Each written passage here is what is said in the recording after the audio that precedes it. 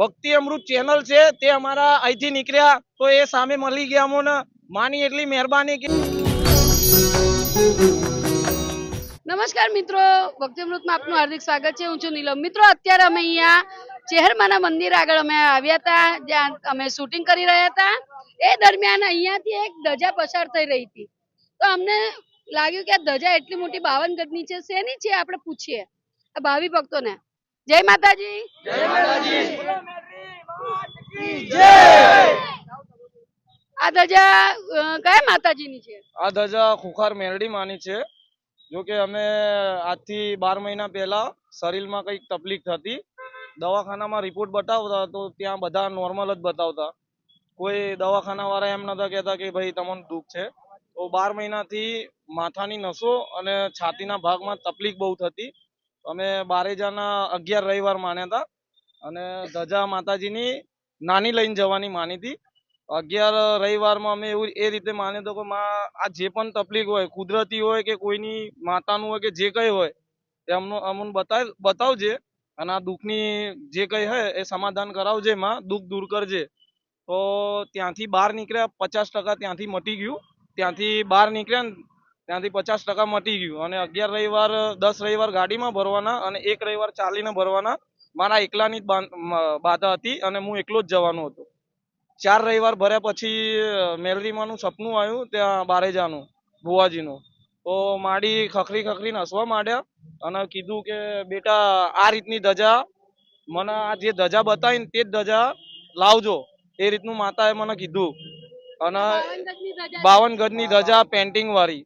અને આ ધજા બનાવવાનો મને કોઈ વિચાર નતો કે ક્યાં બનાવવાની, કઈ બાજુ બનાવવાની.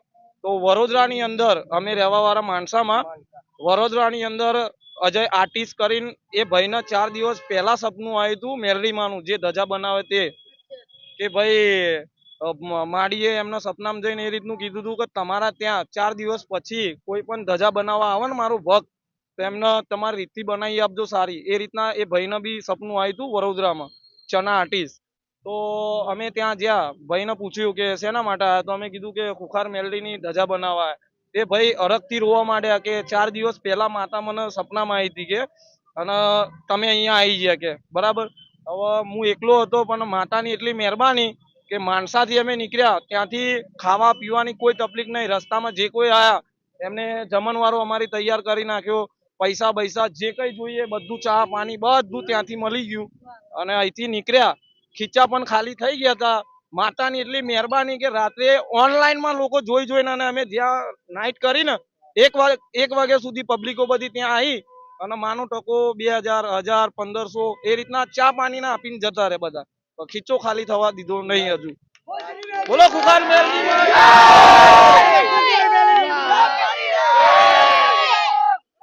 વાહ મિત્રો, આ ભાઈનો કેટલો ભાવ છે કે માતાજી પોતે એમની મદદ કરે છે અને ખરેખર ખરા દિલથી આ ભાઈએ માતાજીને ભાવથી ભજ્યા છે.